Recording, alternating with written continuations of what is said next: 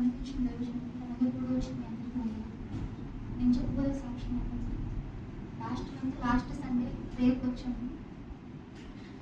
వచ్చిన తర్వాత ప్రేయర్ నుంచి ఇంటికి వెళ్ళేటప్పుడు తనకు కొంచెం మా హస్బెండ్ కొంచెం నీరసంగా ఉందని చెప్పారు. సర్జరీ చేసిన దగ్గర పెయిన్ వస్తుంది, బాగా నీరసంగా ఉంది, ఫీవర్ వచ్చేలా ఉంది అని చెప్పాను. ఇంటికి వెళ్ళిన తర్వాత మిడ్ నైట్ బాగా ఫీవర్ వచ్చింది. 103, 104 ఉంది. 3 days అలాగే ఉంది.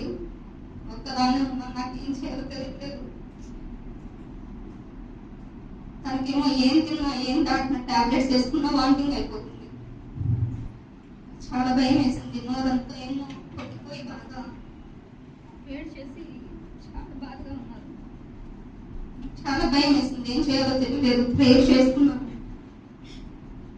ప్రేయర్ చేసుకుని దేవుడు ఒకటి ఉంటే రాసుకున్నాను, ప్రేయర్ చేసుకున్నాను, ఏడ్చుకున్నాను. నాకు ఏం చేయాలో తెలియలేదు. ఇంకా తను అలా బాధగానే ఉన్నాడు. ఫీవర్ ఏమో 104 ఉంది, తగ్గట్లేదు. ఏం చేయాలో తెలియక దాన్ని ఇంటికి తీసుకొని వెళ్ళాను. అక్కడికి వెళ్ళిన తర్వాత ప్రేయర్ చేసుకున్నాను. దేవా తండ్రి తగ్గితే కనుక మీ సన్నిధిలో సాక్ష్యం చెప్పుకుంటాను ప్రభు. డెంగ్యూ అలాంటిది రాకుండా తండ్రి నువ్వే తగ్గించు ప్రభు అని ప్రేయర్ చేసుకుని బ్లడ్ టెస్ట్ చేయిస్తాను. డెంగ్యూ ఫీవర్ ఏమి లేకుండా తనకి టైఫాయిడ్ అని వచ్చింది. అది కూడా స్టార్టింగ్ స్టేజ్ లో ఉందన్నారు. వెంటనే స్వస్థత కలిగినప్పుడు దేవునికి స్తోత్రం. ఈ చిన్న సాక్ష్యం దేవుడికి